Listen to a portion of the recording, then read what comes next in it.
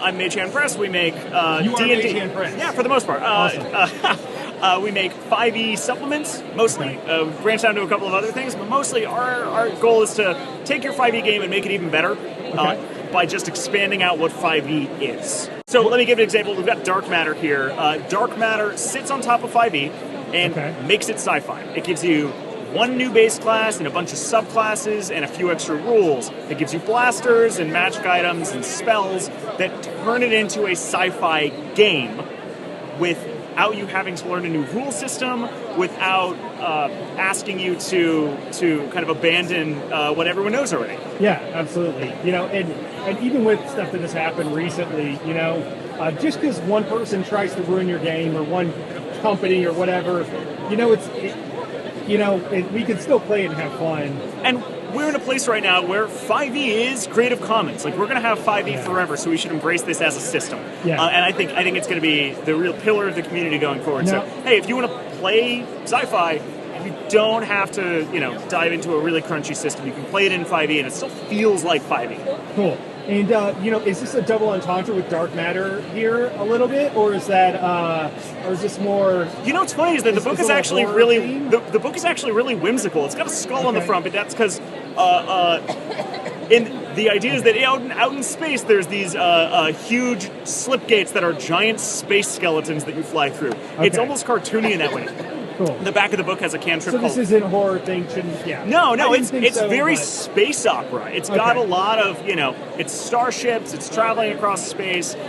There's a cantrip in the back called finger guns. Okay. There's a stat block for a red shirt, which is like a commoner but easier to kill. Okay. What's a red shirt for those who don't know? Oh, it's a red shirt from Star Trek. They're the guys who show up that are demonstrably expendable because they're there for 5 seconds on camera, and bam, they're dead. So, this is really a melange of sci-fi influences. We've got tripods from War of the Worlds. We've got definitely not Warhammer 40k spore orcs. Okay. So man, I like them. The kind of go-to idea here is that I want to make something that's flexible enough for you to tell whatever story you want to tell, whatever influences you want to bring to the table. Because sci-fi is such a diverse place. And, as a DM, you really want to tell your story. So I don't want to get in the way of that. I'm not giving you 100 pages of lore. I'm not giving you too many rules to grapple with. I want to give you, the raddest possible experience you can have at your table with your story. That's awesome. And are there any, rules or anything that you've added, or is it mainly just... there's a few. There's, 3 new skills. I could talk about blasters. Blasters are cool. Yeah. Blasters deal 2 dice of damage instead of 1, but you don't add an ability mod to damage. Okay. So that's not a crazy big change, but it has a texture difference. Because now, you can, when you roll your dice, it could be 2 damage, it could be 16. It's swingy, it's imprecise. It feels like you're a stormtrooper lighting up a wall instead of the heroes. And when you hit them, maybe you just wing them. It feels great, and it's a small change that's unobtrusive that you're going to really feel at the table. Okay, that's awesome.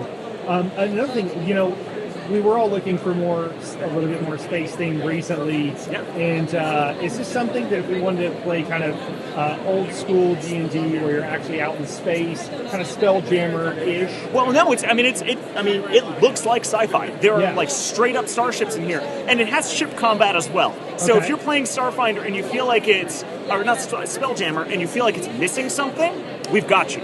This is a perfect companion piece to flesh that out. And the fact that it's so modular and it's so much of an expansion of the system means you can take what you want, leave the rest behind, and have your game the way you want it. Your artwork looks amazing. Thank you. Where's this coming from? I've got 2 or 3 artists that have worked for us for a long time. Martin Kirby Jackson is the one who's done the cover for Dark Matter and a lot of our other interior illustrations. Okay. He is wonderful, and he's done tons and tons of work for us over the years. If you treat your artists well and you pay them fairly, they'll stay with you for a long time, and they'll surprise you, and they'll do amazing stuff. So, I keep them on a very loose leash because I love to see what they surprise me with every time I commission them for something. That's awesome.